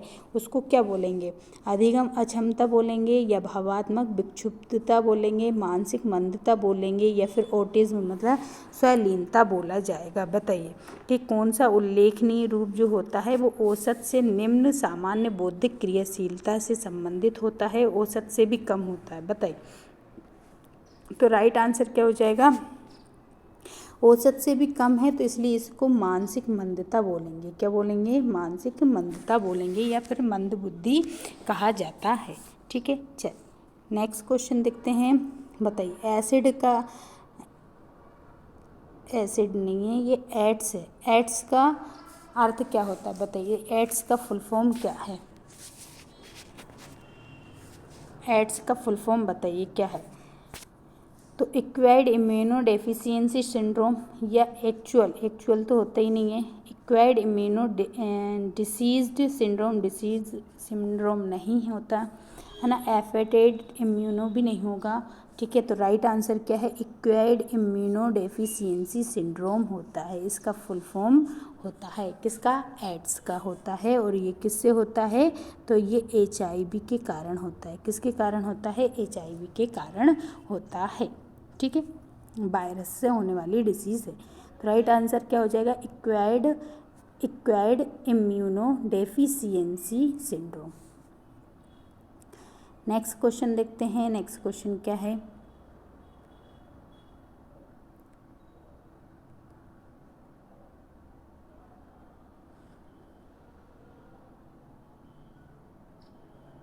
चलिए बताइए, निम्न में से किसे अक्षमता प्रभाव कम करने के लिए नहीं किया जाना चाहिए? बताइए कि इनमें से कौन है जो अक्षमता के प्रभाव कम करने के लिए उपयोग नहीं किया जाता है? ठीक है, मतलब कि इसे निम्न में से किसे हम अक्षमता प्रभाव कम करने के लिए मतलब कि उपयोग नहीं किया जाता है? तो अक्षम व्यक्तियों को आर्थिक रूप से स्वतंत्र बनाने की किसी प्रवृत्ति को कम नहीं किया जाएगा। ठीक है, किसको कम नहीं करना चाहिए? ठीक है, इनमें से किसको कम नहीं करना चाहिए, है ना। कोई भी अक्षमता के प्रभाव को कौन से को कम नहीं करना चाहिए? तो देखिए, अक्षम व्यक्ति को आर्थिक रूप से स्वतंत्र बनाने की किसी वृत्ति या व्यवसाय हेतु तैयार करना, या फिर है ना इस विश्वास को प्रचलित रखना कि अक्षम होना एक दुर्भाग्य है, या फिर है ना व्यक्ति के परिवेश को इस प्रकार उत्पन्न बनाना कि वे अक्षमता का सामना कर सके, और या फिर समुदाय में अनुकूलात्मक दृष्टि से सृजित करना। तो देखिए इसमें से कौन सा नहीं है पूछा है। तो नहीं क्या हो जाएगा? इस विश्वास को प्रचलित करना कि अक्षम होना एक दुर्भाग्य है, ये गलत बात होती है ना, इसको नहीं करना चाहिए। ठीक है, तो अक्षमता के प्रभाव को कम करने के लिए ये नहीं करा जाता, जबकि अक्षम व्यक्ति को आर्थिक रूप से स्वतंत्र बनाने की प्रवृत्ति हेतु उसको तैयार करते हैं। फिर व्यक्ति के परिवेश को इस प्रकार उत्पन्न कर देते हैं कि अक्षमता का सामना कर सके वो, और उसको है ना समुदाय में अनुकूलात्मक दृष्टिकोण से सृजित कर सके, है ना। तो राइट आंसर क्या हो जाएगा? बी हो जाएगा कि इस विश्वास को ऐसे विश्वास को कभी भी प्रचलित नहीं करना चाहिए कि वो अक्षम होना दुर्भाग्य है। तो राइट आंसर बी हो जाएगा। नेक्स्ट क्वेश्चन है कि क्या प्रदान करके व्यवहार की अभिवृत्ति को कम की जा सकती है, बताइए। क्या प्रदान करके व्यवहार की अभिवृत्ति को कम की जा सकती है? तो दंड देकर, या फिर नकारात्मक प्रबलन देकर, या दोनों, या फिर सकारात्मक प्रबलन देकर। तो देखिए, जो अगर है ना, एक क्या चीज़ देंगे जिससे क्या होगा, व्यवहार की अभिवृत्ति कम की जा सकती है। तो राइट आंसर क्या है, ये दोनों। ठीक है, दंड देकर और फिर क्या करेंगे, नकारात्मक प्रबलन देंगे। तो इससे क्या होगा कि व्यवहार की अभिवृत्ति क्या होती जाएगी, धीरे धीरे कम होती जाएगी। Behaviour can be reduce by the given. ठीक है, चल नेक्स्ट क्वेश्चन है कि जन्म दोष उत्पन्न करने वाला कोई एक कारक क्या कहलाता है। देखिए, जो जन्म दोष उत्पन्न कर दे ऐसे कारक को हम क्या बोलेंगे, विरूप जनक बोलेंगे, या फिर नैदानिक बोलेंगे, या दोषपूर्ण बोलेंगे, या इनमें से कोई नहीं। तो देखिए, जो जन्म दोष उत्पन्न करने वाला जन्म से ही किसी दोष को उत्पन्न कर दे, जैसे कि हम जन्म से जैसे कोई भी जीवाणु है, या फिर वो क्या होता है, गर्भाशय में जाए और बच्चे के अंदर जन्म से ही कोई रोग उत्पन्न कर देता है, उसके अंदर वो दोष जो है जन्म से ही उत्पन्न कर देता है, तो उसको विरूपजनक बोला जाता है। क्या बोला जाता है, विरूपजनक, जिसको इंग्लिश में क्या कहते हैं, टेराटोजीन्स बोलते हैं। क्या बोलते हैं, टेराटोजीन्स बोला जाता है। ठीक है, नेक्स्ट है कि सेरेब्रल पाल्सी एक प्रकार है, बताइए। सेरेब्रल पाल्सी जो है एक प्रकार है, किसका है, तंत्रिकीय अशक्तता का, या फिर पेशीय कंकालिकीय अशक्तता का, या मनस्तापी विकार का, या फिर उपरोक्त में से कोई नहीं। सेरेब्रल पाल्सी एक प्रकार है, किसका है, एक प्रकार, ये किसका है, सेरेब्रल पाल्सी। तो देखिए, सेरेब्रल पाल्सी जो है एक तंत्रिकीय अशक्तता का प्रकार है, किसका, जो तंत्रिकीय अशक्तता का एक प्रकार है, सेरेब्रल पाल्सी। चलिए नेक्स्ट क्वेश्चन देखते हैं कि गर्भधान से जन्म तक की अवधि क्या कहलाती है। ठीक है, गर्भधान से लेकर जब से मतलब कि the period from the conception to birth, मतलब कि गर्भधान जब से बच्चा गर्भ में आया तब से लेके और उसके जन्म तक की अवधि को क्या बोलेंगे, प्रसव पूर्व अवधि बोलेंगे, प्रसव पश्चात अवधि, नवजात अवधि, या फिर अंडाणु अवधि। बताइए कौन सी अवधि बोलेंगे। तो राइट आंसर अंडाणु अवधि। एक मिनट, गर्भधान से जन्म तक की, हाँ, गर्भधान से जन्म तक की पूछा है, जन्म के बाद तक की नहीं पूछा है, जन्म तक, जन्म हो रहा तब से लेके उस पूरे पीरियड को क्या बोलेंगे, जन्म प्रसव पूर्व अवधि बोलेंगे। क्या बोलेंगे, मतलब प्रीनेंटल पीरियड बोला जाता है, इसको क्या बोला जाता है, प्रीनेंटल अवधि कहा जाता है। गर्भधान से लेके और जन्म तक की अवधि को हम प्रीनेंटल जो है पीरियड कहा जाता है। ठीक है, और बच्चा हो जाता है उसके बाद उसको बोलते हैं पोस्ट नेंटल बोला जाता है। ठीक है, बताइए निम्न में से कौन बच्चों की हिंसा, शोषण, दुर्व्यवहार और उपेक्षा से संरक्षण प्रदान करने से संबंधित है। इनमें से कौन जो है वो बच्चों को हिंसा, शोषण, दुर्व्यवहार और अपेक्षा से संरक्षण दिलाता है। तो बाल कल्याण, या फिर बाल संरक्षण, या बाल दुर्व्यवहार, या फिर बाल देखभाल, बताइए कौन करता है। तो देखिए, बच्चे को जो बाल संरक्षण है, चाइल्ड प्रोटेक्शन है, वो क्या करता है, बच्चों को हिंसा, शोषण और दुर्व्यवहार और उपेक्षा से क्या करता है, उसका संरक्षण करता है। तो कौन करेगा, बाल संरक्षण करता है।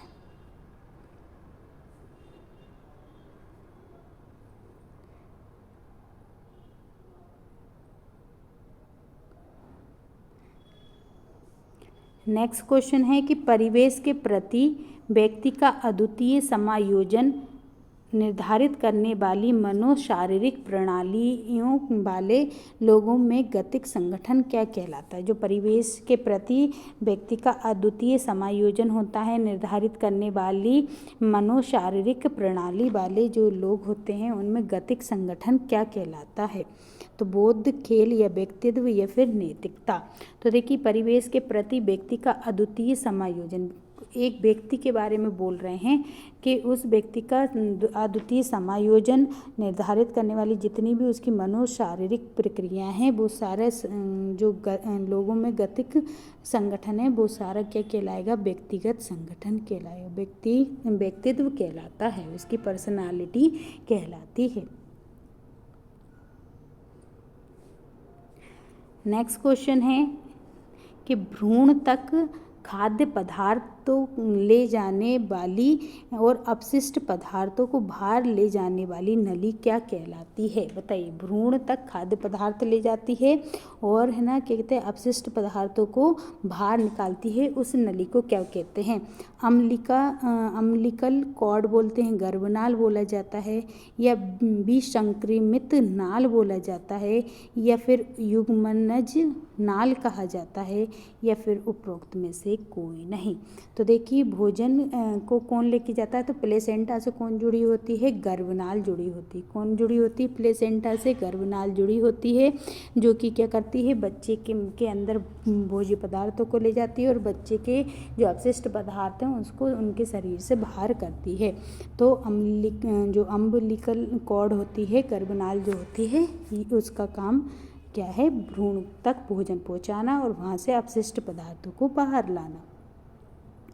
नेक्स्ट क्वेश्चन है कि स्कूल की तैयारी किस विकास अवधि में विकसित होती है? बताइए। स्कूल जाना कब से स्टार्ट कर देते हैं बच्चे?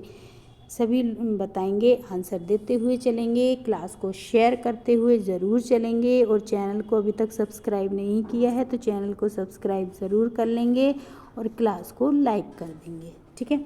तो देखिए जो स्कूल जाने की तैयारी किस अवधि में हो जाती है? नवजात अवस्था में, आरंभिक बाल अवस्था में, मध्य बाल अवस्था में, या फिर उत्तर बाल अवस्था में?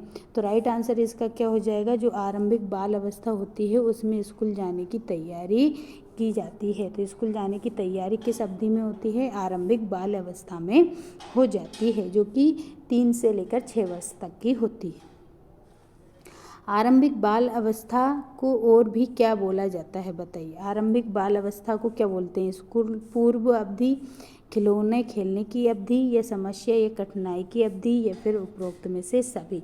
तो देखिए ये कौन सी आरंभिक बाल अवस्था जो होती है 3 से 6 साल तक की होती। कितनी होती? 3 से लेके 6 साल तक की होती है। तो ये अवधि को हम स्कूल पूर्व अवधि भी बोलते हैं।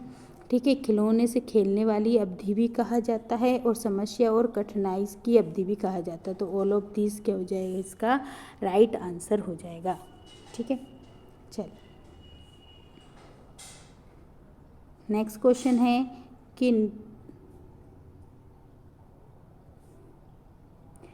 निम्न में से कौन जन्म से पूर्व विकास की अवधि नहीं है? जन्म से पूर्व की विकास की अवधि कौन सी नहीं है? प्रसव पश्चात, भ्रूणीय, गर्भीय, या जननिक? बताइए। पोस्ट पार्टम, या फिर है ना क्या कहते हैं जो फीटल होता है, या एम्ब्रियोनिक होता है, या फिर जर्मिनल होता है? बताइए। जन्म से पूर्व विकास की अवधि नहीं है। तो देखिए प्रसव पश्चात ही नहीं है, नाम ही उसका लिखा है प्रसव पश्चात, मतलब कि प्रसव के बाद की अवधि है ये, तो है ना। बाकी भ्रूणीय, गर्भीय और जननिक तीनों जो है प्रसव से पहले की विकास अवधि है। चल नेक्स्ट क्वेश्चन देखते हैं। नेक्स्ट क्वेश्चन क्या है? नेक्स्ट क्वेश्चन है किसी असाधारण बच्चे की अद्वितीय आवश्यकताओं की पूर्ति करने वाले विशेष तौर पर अभिकल्पित मतलब डिज़ाइन किए गए अनुदेश क्या कहलाते हैं? कोई भी असाधारण बच्चा है उसमें अद्वितीय आवश्यकताओं की पूर्ति के लिए विशेष तौर पर एक डिज़ाइन किया गया अनुदेश क्या है? असाधारण या अपवादी शिक्षा, या विशेष शिक्षा, या आकस्मिक शिक्षा, या फिर औपचारिक शिक्षा? तो राइट आंसर क्या हो जाएगा इसका? विशेष शिक्षा दी जाएगी। उसको क्या दी जाएगी? विशेष शिक्षा दी जाएगी। मतलब कोई भी असाधारण बच्चा है उसके अंदर अगर अद्वितीय आवश्यकताओं की पूर्ति करना है तो उसके लिए एक विशेष शिक्षा डिज़ाइन कर और उसे अनुदेश दिया जाएगा। चलिए। किशोर का अर्थ है किससे कम आयु के बच्चे? किशोर मतलब किससे कम आयु के बच्चे को हम किशोर बोलेंगे। 16 वर्ष से कम आयु के बच्चे को 17 से कम, 18 से कम या फिर 21 से कम। बताइए किस आयु के बच्चे को हम क्या बोला जाता है, किशोर कहा जाता है। तो देखिए 18 से ऊपर के जो बच्चे होते हैं उनको तो हम क्या कहते हैं, एडल्ट कहने लगते हैं, वयस्क कहने लगते हैं। तो जो 18 से कम आयु के बच्चे जो होते हैं उनको हम किशोर कहते हैं। 18 से कम के आयु के बच्चों को हम क्या कहते हैं, किशोर कहते हैं। तो राइट आंसर क्या हो जाएगा, 18 वर्ष। चलिए बताइए, अक्षम बच्चों के लिए सरकारी शैक्षणिक संस्थान और सरकारी सहायता प्राप्त संस्थानों में 3% आरक्षण प्रदान किया जाता है। जो अक्षम बच्चे होते हैं उनको सरकारी कोई भी शैक्षणिक संस्थान है या फिर सरकारी सहायता प्राप्त कोई भी संस्थान है उसमें 3% आरक्षण दिया जाता है। तो इसमें पहला ऑप्शन क्या है कि सामाजिक एवं न्याय अधिकारिता मंत्रालय द्वारा दिया जाता है, या फिर ग्रामीण विकास मंत्रालय द्वारा दिया जाता है, या फिर शिक्षा मंत्रालय द्वारा दिया जाता है, या अक्षमता मामलों के मंत्रालय द्वारा दिया जाता है। तो सभी लोग बताएंगे कि राइट आंसर क्या हो जाएगा। सभी लोग आंसर देते हुए साथ साथ चलेंगे। तो इसका जो राइट आंसर हो जाएगा, राइट आंसर क्या हो जाएगा इसका राइट आंसर हो जाएगा शिक्षा मंत्रालय द्वारा। किसके द्वारा दिया जाता है, शिक्षा मंत्रालय द्वारा दिया जाता है। तो राइट आंसर क्या हो जाएगा इसका, शिक्षा मंत्रालय हो जाएगा। चलिए नेक्स्ट क्वेश्चन देखते हैं। नेक्स्ट क्वेश्चन क्या है कि निम्न में से कौन अधिगम सीखने, मतलब कि निम्न में से कौन सीखने का प्रकार नहीं है, मतलब अधिगम का प्रकार कौन सा नहीं है। परीक्षण और त्रुटि का नियम, ठीक है, या फिर परंपरागत अनुकूलन, या पदार्थवादी अनुकूलन, या फिर नैमित्तिक अनुकूलन। बताइए कौन सा जो है अधिगम का प्रकार नहीं है, सीखने का प्रकार इनमें से कौन सा नहीं है। तो देखिए अगर त्रुटि और परीक्षण का बोलें ये भी है, परंपरागत अनुकूलन भी है और नैमित्त भी है, लेकिन पदार्थवादी अनुकूलन जो है वो क्या सीखने से संबंधित नहीं है। वो किससे संबंधित नहीं है, सीखने से संबंधित नहीं है। तो राइट आंसर क्या हो जाएगा, पदार्थवादी अनुकूलन। चलिए नेक्स्ट क्वेश्चन देखते हैं। नेक्स्ट क्वेश्चन क्या है, नेक्स्ट क्वेश्चन है कि मानव का अध्ययन निम्न में से किस विषय संबंधित नहीं है। देखिए मानव का अध्ययन जो है निम्न में से किस विषय से संबंधित नहीं है। मनोविज्ञान या यांत्रिक अभियांत्रिकी, मनोविज्ञान या फिर जीव विज्ञान। बताइए मानव विज्ञान में मानव की बताइए स्टडी करते हैं कि नहीं करते हैं, मनोविज्ञान में मानव की स्टडी होती है कि नहीं, जीव विज्ञान में होती है कि नहीं, या फिर यांत्रिकी अभियांत्रिकी। तो देखिए मैकेनिकल इंजीनियरिंग में मोटर्स वगैरह की होती है, ना कि इंसानों की होती है। तो राइट आंसर क्या हो जाएगा, यांत्रिक अभियांत्रिकी में मानव की क्या नहीं होती है, मनुष्यों की क्या नहीं होती है, तो इनकी अध्ययन नहीं किया जाता है। बाकी सब में मानव का अध्ययन किया जाता है।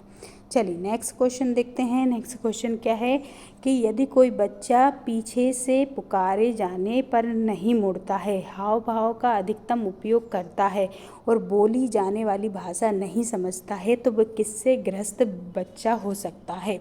बताइए श्रवण बाधा से संबंधित है, या फिर सीखने से मतलब कि अधिगम से संबंधित अक्षमता है उसके अंदर, या फिर मानसिक मंदता है, या फिर उपरोक्त में से कोई नहीं। बताएं कौन सा आंसर हो जाएगा।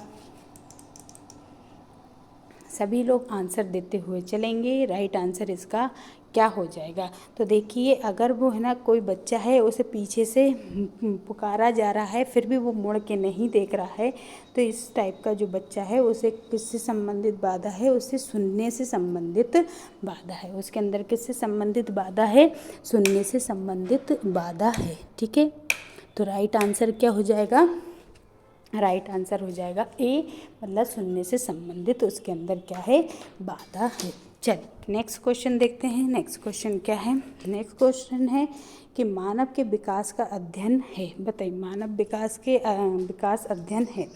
2 से लेके 12 वर्ष के बच्चों का, या फिर गर्भधान से लेके 12 वर्ष के अवधि तक का, या गर्भधान से लेके और किशोर अवस्था तक का, या फिर गर्भधान से लेके वृद्ध आयु तक का। बताइए, मानव का विकास का अध्ययन किस वर्ष से लेके किस आयु के बच्चों का या किस आयु तक किया जाता है? बताइए। तो राइट आंसर क्या हो जाएगा? जन्म से लेके मृत्यु तक जो होती है, गर्भधान से लेके वृद्ध आयु तक, ये पूरा क्या कहलाता है? मानव विकास का अध्ययन किया जाता है। ठीक है, जन्म मतलब गर्भधारण से लेके और वृद्ध आयु तक, मृत्यु तक कर सकते हैं। नेक्स्ट क्वेश्चन देख लेते हैं। नेक्स्ट क्वेश्चन क्या है?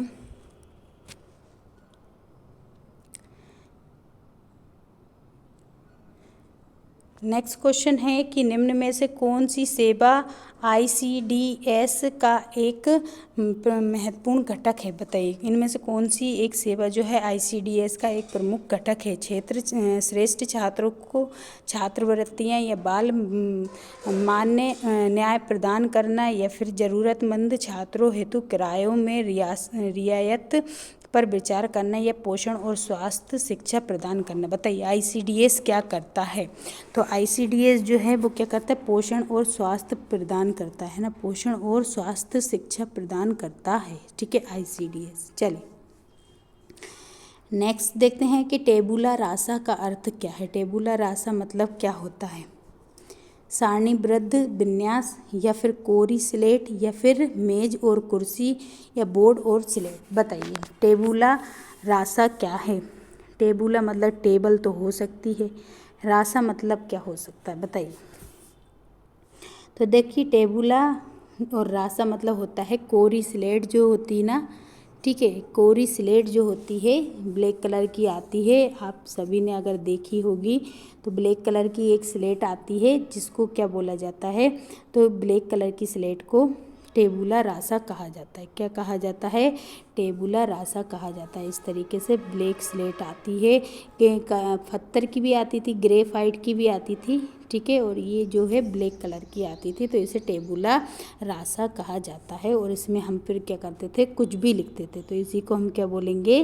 टेबुला रासा बोलेंगे। क्या बोलेंगे? टेबुला रासा बोलते हैं। ठीक है, तो जो कोरी स्लेट होती है उसको हम क्या बोलते हैं? टेबुला रासा कहते हैं। ठीक है, राइट आंसर क्या हो जाएगा? कोरी स्लेट। चलिए नेक्स्ट देखते हैं, ICDS का अर्थ क्या है? बताइए, ICDS का फुल फॉर्म क्या है? इंटीग्रेटेड चाइल्ड डेवलपमेंट स्कीम, या फिर integrated child development service, integrated international child development service, या फिर इंटरनेशनल चाइल्ड डेवलपमेंट स्कीम।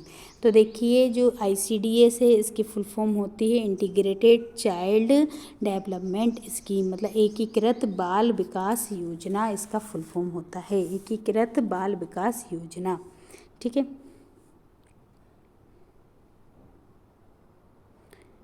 एक second, integrated child development service, इसमें इसका क्या होगा? सर्विस होगा ना। स्कीम तो वो ICPS होती है। ठीक है, ICPS वाली जो होती है स्कीम होती है, जबकि इंटीग्रेटेड चाइल्ड डेवलपमेंट सर्विस जो होती है वो क्या होता है? ICDS का फुल फॉर्म होता है। चलिए नेक्स्ट क्वेश्चन देखते हैं, प्रचुर मंदन वाले बच्चों का IQ किससे कम होता है? जो प्रचुर मंदन वाले जो व्यक्ति होते हैं उनका IQ कितने से कम होगा? 50 से कम, 40 से कम, 30 से कम, या फिर 25 से कम। तो प्रचुर मंदन बहुत ही ज़्यादा कैसे बच्चे हैं? तो वो बहुत ही ज़्यादा मतलब प्रोफाउंड है ना, बहुत ज़्यादा मंद बुद्धि वाले बच्चे हैं, तो इनका IQ जो होता है वो 25 से कम होता है। कैसा होता है? 25 से कम वाले जो बच्चे होते हैं बहुत ज़्यादा मंद बुद्धि वाले बच्चे होते हैं। ICDS जो स्कीम है किस वर्ष लॉन्च की गई थी? 1970, 75, 80, या फिर 85? बताइए, ICDS स्कीम कब लॉन्च की गई थी? तो देखिए, ICDS स्कीम जो है 1975 में की गई थी, है ना, 1975 में 2 अक्टूबर को। ठीक है, 2 अक्टूबर 1975 को ये स्कीम लॉन्च की गई थी। नेक्स्ट क्वेश्चन देखते हैं कि स्कूल पूर्व बच्चे किस आयु से संबंधित होते हैं? बताइए, स्कूल पूर्व बच्चे जो होते हैं वो किस आयु से संबंधित होते हैं?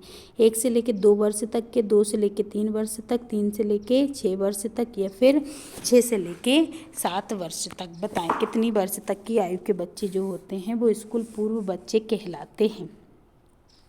राइट आंसर क्या हो जाएगा? 3 से लेकर 6 साल तक का जो बच्चा होता है इसे खिलौनों की आयु भी कहते हैं, इसे टोली की आयु भी ये टोली पूर्व आयु भी कहा जाता है, और स्कूल पूर्व बच्चे भी इनको ही कहा जाता है। तो राइट आंसर 3 से लेकर 6 साल तक का बच्चा। नेक्स्ट क्वेश्चन है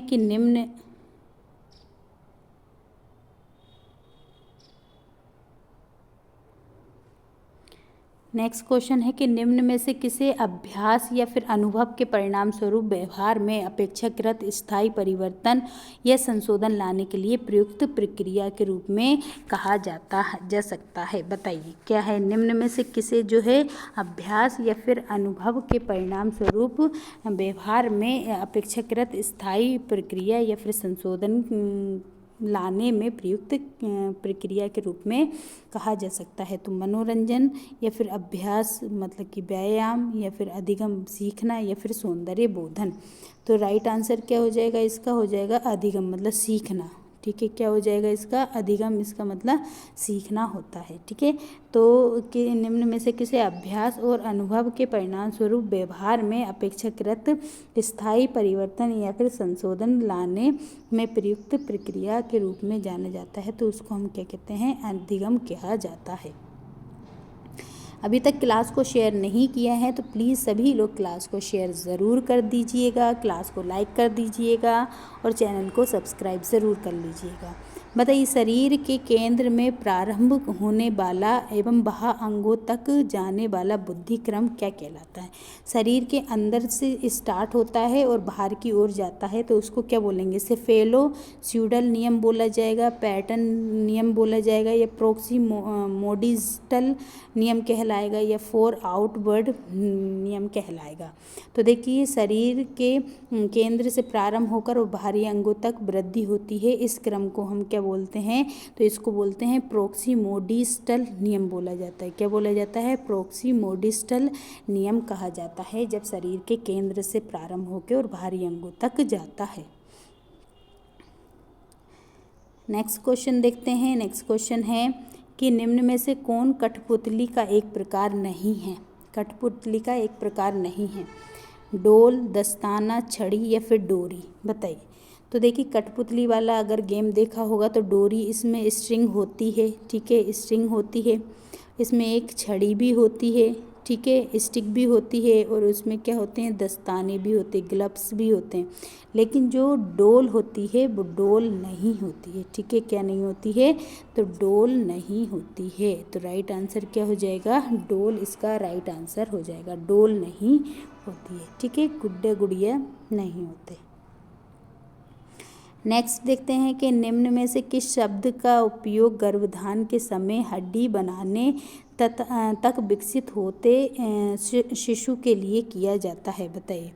इसमें से देखिए सिंपल सा पूछा है कि निम्न में से किस शब्द का उपयोग हम गर्भाधान के समय हड्डी बनने तक विकसित शिशु के लिए करते हैं? जब तक गर्भाधान से लेके जब तक हड्डी नहीं बन जाती तब तक उस शिशु के लिए हम जो वर्ड यूज़ करते हैं उसे क्या कहते हैं? अंडाणु कहते हैं, शुक्राणु कहते हैं, भ्रूण कहते हैं, या फिर गर्भस्थ शिशु कहा जाता है? बताएं।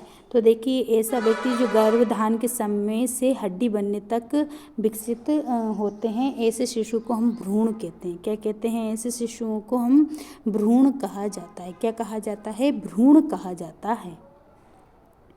नेक्स्ट क्वेश्चन है कि पुरुष हेतु विवाह की कानूनी एज कितनी है? बताइए। पुरुष के लिए कितनी एज है मतलब विवाह के लिए? तो देखिए 18 तो किसके लिए है? महिला के लिए दी गई है। 18 कितनी है कानूनी एज? महिला के लिए है। और पुरुष के लिए कितनी है? तो पुरुष के लिए 21 है। कितनी है? 21 वर्ष रखी गई है ना। पुरुष के लिए कितनी है? 21 वर्ष है। ठीक है, राइट आंसर क्या हो जाएगा? 21 वर्ष। नेक्स्ट क्वेश्चन देखते हैं कि सामाजिक व्यवहार सीखने का सबसे सामान्य तरीका कौन सा है? जो सामाजिक व्यवहार सीखने का सबसे सामान्य तरीका कौन सा है? अनुकरण करना, समानुभूति लाना, साझेदारी करना या उपरोक्त सभी। बताइए कौन सा होगा? तो सामाजिक व्यवहार सीखने का सबसे सामान्य तरीका कौन सा है? अनुकरण, समानुभूति या फिर साझेदारी या फिर उपरोक्त सभी। तो राइट आंसर क्या हो जाएगा इसका? राइट आंसर हो जाएगा उपरोक्त सभी। क्या हो जाएगा राइट आंसर? उपरोक्त सभी। इसके लिए अनुकरण भी करना पड़ता है, समानुभूति भी होनी चाहिए और साझेदारी भी होनी चाहिए। ठीक है, तो उससे हम क्या करते हैं? सामाजिक व्यवहार सीखते हैं। तो राइट आंसर उपरोक्त सभी हो जाएगा। अभी तक क्लास को अगर किसी ने शेयर नहीं किया है तो प्लीज़ क्लास को सभी लोग, जो लोग क्लास देख रहे हैं वो सभी लोग क्या करेंगे? एक बार क्लास को सभी लोग शेयर ज़रूर कर देंगे। ठीक है, चलिए क्लास को लाइक भी करेंगे और चैनल को सब्सक्राइब ज़रूर कर लेंगे। अक्षमताएं रोकने के लिए निम्न में से क्या किया जाता है? जो अक्षमताएं हैं उनको रोकने के लिए क्या करते हैं? शीघ्र पहचान या समय पर हस्तक्षेप या उपरोक्त दोनों या इनमें से कोई नहीं। तो देखिए किसी भी बच्चे की अगर अक्षमताएं रोकना है तो हमें क्या करना पड़ेगा? तो किसी भी बच्चे की अक्षमताओं को रोकने के लिए हम क्या करेंगे? तो हम उसको है ना शीघ्र उसकी पहचान करेंगे और उसमें समय पर हस्तक्षेप करेंगे, जिससे क्या होगा? वो बिल्कुल सही होने की संभावना होगी। ठीक है, तो राइट आंसर उपरोक्त दोनों ही हो जाएगा। नेक्स्ट क्वेश्चन है कि पियाजे के अनुसार वस्तु स्थायित्व बोधात्मक विकास सिद्धांत के किस चरण में स्थापित होता है? पियाजे के अनुसार जो है कि वस्तु का स्थायित्व जो है वो किस बोधात्मक विकास के किस चरण में स्थापित होगा? संवेदी प्रेरक में, या पूर्व संक्रियात्मक, या फिर ठोस संक्रियात्मक, या फिर औपचारिक संक्रियात्मक। बताइए कौन से में होगा? तो राइट आंसर क्या हो जाएगा? संवेदी प्रेरक जो पहली होती है संवेदी प्रेरक चरण, उसमें ही क्या हो जाता है? पियाजे के अनुसार वस्तु स्थायित्व बोधात्मक विकास हो जाता है। ठीक है, वस्तु का स्थायित्व होने लगता है।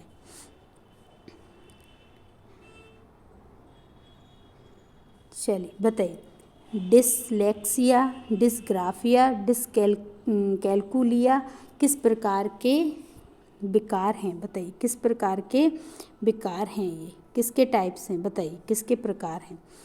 डिसलेक्सिया में क्या होता है? लिखने से संबंधित, पढ़ने से संबंधित क्या होती है? मतलब पढ़ने में दिक्कत आती है, लिखने में दिक्कत आती है, तो डिसलेक्सिया कहते हैं। डिस्ग्राफिया, ठीक है, और डिसकैल्कुलिया मतलब कि गणित से संबंधित क्या होता है?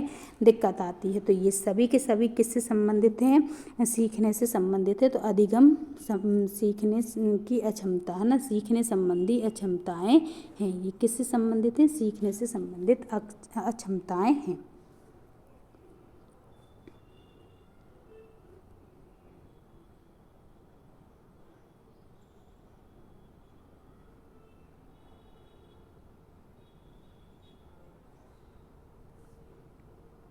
चलिए बताइए कि निम्न में से किस तरीके से बच्चे को किसी अपराध के बदले में या अनुशासन से में रखने या बच्चे में सुधार करने के उद्देश्य से किसी व्यक्ति द्वारा कोई शारीरिक दंड दिया जाता है जिसके अंतर्गत जानबूझकर पीड़ा पहुंचाई जाती है?